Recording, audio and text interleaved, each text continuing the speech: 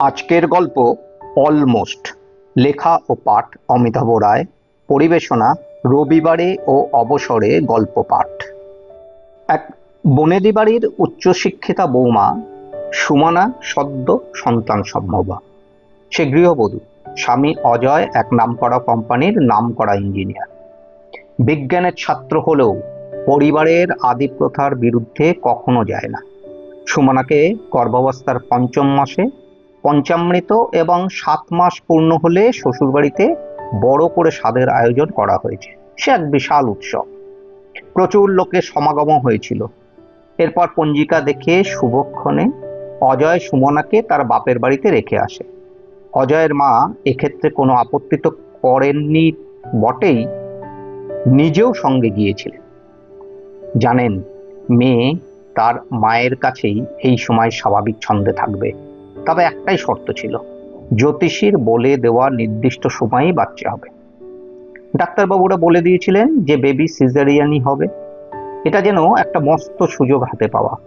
কয়েকজন জ্যোতিষী দেখিয়ে দশা বিচার করে জন্মলগ্ন ঠিক করা হয়।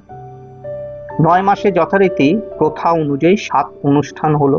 এর মূল উদ্দেশ্য হলো হবু মায়ের গর্ভকালীন সমস্ত ইচ্ছা বা খাবারের স্বাদ পূরণ করা এবং অনাগত সন্তানের সুস্বাস্থ্য ও নিরাপদ আগমন কামনা করা।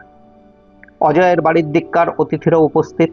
হঠাৎ শরীরে বিশেষ অসামঞ্জস্যতা দেখা দেওয়ায় কোনো মতে স্বাদের অনুষ্ঠানের শেষে বৌমাকে নার্সিংহোমে নিয়ে যেতে হলো।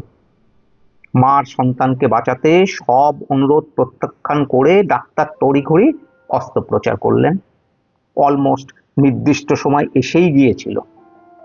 সুজনের জন্ম হলো, কিন্তু জন্মক্ষণটা সবার চাহিদা মতো হলো না। সুজনের জন্মদশা বৃহস্পতি, শুক্র বা বুধের মতো শুভ গ্রহের হয়নি। তবু ওর শৈশব তুলনামূলক শান্ত ও অনুকূল পরিবেশে কেটেছিল। ধীরে ধীরে বড় হওয়ার সাথে সাথে চঞ্চলতা কিছুটা বেড়েছে। ফুটবল খেলতে গিয়ে হাতটা ভেঙেছে। তাতে ক্লাস 8-এর ফাইনাল পরীক্ষাটা দিতে পারেনি। সেজন্য সেবার ফার্স্ট হওয়াও হয়নি। এর ওপর প্রথমবার ফ্লাইটে দিল্লি আগ্রা ভ্রমণও বাতিল। যত স্বপ্ন চুরমার হচ্ছে, ওই কেষ্টা বেটাই চোরের মতো ওই ডাক্তারই যত নষ্টের মূল। খুব আফসোস, কেন যে আর একটু সময় দিল না। পরবর্তী সময়ে মানুষ ভুলে যায় ওই সময়ের পরিস্থিতির গুরুত্ব, ভুলে যায় নিজের অবস্থান। সুজন এসব সাথে পাচে নেই। হাতটা ঠিক হয়ে যাওয়ার পর আবার পড়াশোনার মনোনিবেশ, আর মাঠে ক্রিকেট আর ফুটবল খেলা। ইংরেজিতে 89 পেয়েছে, তাতে দুঃখ নেই। মোট নম্বর তো প্রায় আকাশ ছোঁয়া। আইসিএসই আর আইএসসিতে অঙ্কেতে 99। আইসিএসসিতে 9-এ একটা নম্বর ভুল হয়েছিল, কিন্তু আইএসসিতে ঠিক কি হলো বুঝে উঠতে পারিনি। এটা হলো এই রাজ্যে একটা বিশেষ স্থান হতো। অলমোস্ট হয়েই গিয়েছিল। তবে বাড়ির লোকেরা ঠিক ধরে ফেলেছে, ওই ডাক্তারবাবুই যত নষ্টের গোড়া। উনি বিশেষ নাম করলে কি হবে, এই পরিবার বা পরিচিত জনেরা কেউ ওনার কাছে আর যান না। খেলার মাঠেও সুজনের খুব নামডাক। ক্রিকেট সবচেয়ে পছন্দের খেলা হলেও সমস্ত খেলার খবর, বিশেষ করে রেকর্ড সংক্রান্ত ডেটা ওর মুখস্থ। ভারতীয়রা কোথাও অলমোস্ট রেকর্ড ছুঁয়ে ফেললে তার খবরও রাখে। এই যেমন 1960 সালের রোম অলিম্পিকে মিলখা সিং 400 মিটার দৌড়ের ফাইনালে সামান্য ব্যবধানে পদক ও বিশ্ব রেকর্ড হাতছাড়া করেছিলেন। সেবার দৌড়ের মাঝে গতি কমিয়ে ফেলায় তিনি মাত্র 0.1 সেকেন্ডের ব্যবধানে পদক হারিয়ে চতুর্থ হয়েছিলেন। মোহাম্মদ সিরাজ কেপটাউন টেস্টে দক্ষিণ আফ্রিকার বিরুদ্ধে দুর্দান্ত বোলিং করে 6 উইকেট শিকার করলেও ভারতের পক্ষে দ্রুততম টেস্ট ইনিংসে সেরা বোলিংয়ের বিশ্ব রেকর্ড গড়ার সুযোগ সামান্য ব্যবধানে হাতছাড়া হয় তার। মুরালি শ্রীশঙ্কর লং জাম্প ইভেন্টে একাধিকবার নজরকাড়া পারফরমেন্স করলেও মাত্র 1 সেন্টিমিটারের জন্য জাতীয় রেকর্ড স্পর্শ করতে পারেননি। হরমনজিৎ সিং বেঙ্গালুরুতে দূরপাল্লার দৌড়ে প্রতিযোগিতায় দারুণ নৈপুণ্য দেখালেও তিনি জাতীয় রেকর্ড থেকে 1 সেকেন্ড দূরে ছিলেন। শচীন সৌরভ জুটির পরিসংখ্যানে সর্বাধিক শতরানের জুটির রেকর্ড ওয়ানডে ক্রিকেটে 26টি সেঞ্চুরি। আন্তর্জাতিক ওয়ানডে ক্রিকেটে সচিন তেন্ডুলকর 3বার 99 রানে আউট হয়েছেন, যা সবগুলোই ঘটেছিল 2007 সালে, এবং তিনি ওয়ানডেতে এই দুর্ভাগ্যজনক রেকর্ডের একমাত্র অধিকারী। আন্তর্জাতিক টেস্ট ক্রিকেটে 2বার 99 রানে আউট হওয়ার অনাকাঙ্ক্ষিত রেকর্ডের অধিকারী সৌরভ গঙ্গোপাধ্যায়। বিদেশে গিয়ে থাকার ব্যাপারে প্রচন্ড অনীহা সুজনের, তাই ওর কোম্পানি বিশেষ প্রয়োজনে দেশের বিভিন্ন প্রান্তে ওকে পাঠায়। সেবার সুজনের যাত্রা পুনাতে। সরস্বতী পুজোর পরদিন 30শে জানুয়ারি 2020-তে মাত্র 2 মাসের জন্য বিশেষ প্রজেক্টের হেড করে পাঠালো কোম্পানি। সেদিনই কেরালার ত্রিশূর জেলায় চীনের উহান থেকে ফিরে আসা এক শিক্ষার্থীর শরীরে প্রথম করোনা ভাইরাস পাওয়া যায়। চায়ের দোকান থেকে টিভির খবরে একটাই আলোচনা, সাধারণ মানুষ থেকে বিশেষজ্ঞদের ধারণার কথা শুনতে শুনতে সবাই দিশেহারা। যতই বাড়ির থেকে ফোনে সাবধানতা আসুক, সুজনরা তারুণ্যের উচ্ছ্বাসে সব আশঙ্কা ফুৎকারে উড়িয়ে দিয়েছে।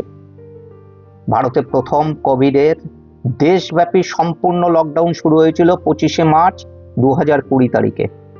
24শে মার্চ 2020 তারিখে ভারতের প্রধানমন্ত্রী নরেন্দ্র মোদী এই 21 দিনের দেশব্যাপী লকডাউনের ঘোষণা করেছিলেন। এরপর আরও 3 ধাপে 31শে মে 2020 পর্যন্ত এই লকডাউন চলেছিল। 2020 সালের জুন মাস থেকে ধাপে ধাপে লকডাউন শিথিল করা শুরু হয়, যা আনলক 1.0, আনলক 2.0 ইত্যাদি নামে পরিচিত। সুজনের এপ্রিলে বিয়ের এনগেজমেন্টের কথা ছিল। মার্চের শেষে কাজও অলমোস্ট শেষ হয়েই গিয়েছিল। তবু দুর্ভাগ্য সুজনের, বাড়ির সবাই ওই ডাক্তারবাবুকেই মনের কাঠগড়ায় দাঁড় করালেন। শহরতলির বাড়ির থেকে সপ্তাহে 5 দিন সুজনকে কলকাতায় অফিস করতে আসতে হয়। এর ওপর ছুটি তো আছেই। প্রথমে লোকাল ট্রেনে এসে দমদম থেকে মেট্রো রেল, সেই 2018 সাল থেকে চলছে। তারপরে কত রদবদল। 24শে মার্চ 2024 থেকে গঙ্গার নিচ দিয়েও যাচ্ছে। এখন তো হলুদ দাগের পেছনে দাঁড়াতে হয়। একসময় সুজন বা ওর সহযাত্রীদের এরকমও দিন গেছে, ট্রেনের দরজা একদম বন্ধ হওয়ার সময় ছুটে এসে একটা পা বা ব্যাগ দরজার মাঝখানে রেখে বাধা দিলে আবার দরজা খুলে গেছে। এজন্য বিরাট কৃতিত্ব। কম্পার্টমেন্টে তখন উচ্ছ্বাসের জোয়ার। তবে অলমোস্ট পৌঁছে গেলেও মুখের ওপরও দরজা বন্ধ হয়ে গেছিল। একসময় কয়েকজন বন্ধু মিলে বিয়ের পর সবাই সস্ত্রীক উত্তরবঙ্গ ঘুরতে গেছিল। বন্দে ভারত ট্রেনের প্রথম রুট হাওড়া থেকে নিউ জলপাইগুড়ি 30শে ডিসেম্বর 2022-এ উদ্বোধন হলেও বাণিজ্যিক পরিষেবা শুরু হয় 1 জানুয়ারি 2023। ওই দিনই সুজনরা যাত্রা শুরু করে।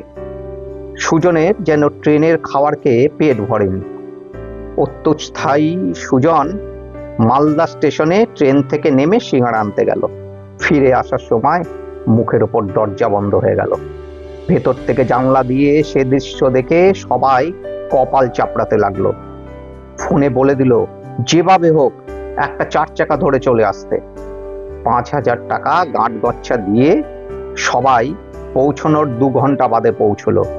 অজুহাত সে ট্রেনের দরজার কাছে অলমোস্ট পৌঁছে গিয়েছিলাম। 1 আগস্ট 2026 থেকে সুমনের মনটা খারাপ। কিছু কঠিন পাহাড় ট্রেক করার পর বোঝে, যারা এক্সপিডিশনে যায় তারা সত্যি ইতিহাস সৃষ্টি করে। বিশ্বের সর্বোচ্চ পর্বতগুলির চূড়ায় পৌঁছতে অনেকেই পারেন, কিন্তু পর্বতারোহণের ইতিহাসই বদলে দিতে পারেন খুব কম মানুষ। সেই বিরল মানুষের তালিকায় ছিলেন নেপালের নির্মল নিমসদাই পূর্জা। গুর্খা সেনা থেকে ব্রিটেনের স্পেশাল বোট সার্ভিসেসের সদস্য, তারপরে বিশ্বের অন্যতম সেরা উচ্চতা পর্বতারোহী। 2019 সালের মে মাসে মাউন্ট এভারেস্টের চূড়ার কাছে হিলারি স্টেপে প্রায় 320 জন পর্বতারোহীর দীর্ঘ লাইনের ট্রাফিক জ্যাম বিখ্যাত ও ভাইরাল ছবিটি ওনার তোলা। মাত্র 6 মাস 6 দিনে 189 দিনে পরিপূরক অক্সিজেন ব্যবহার না করে বিশ্বের 14টি 8000 শৃঙ্গ জয়ের ঐতিহাসিক রেকর্ডটি সম্পন্ন করেছিলেন 29শে অক্টোবর 2019 তারিখে প্রজেক্ট পসিবল অভিযানে। 30শে জুলাই 2026 সালে সকাল প্রায় 9টার দিকে পাকিস্তানের কারাকোরাম পর্বতমালার বট ক্রিক পাহাড়ে এক ভয়াবহ তুষারধসে মারা যান।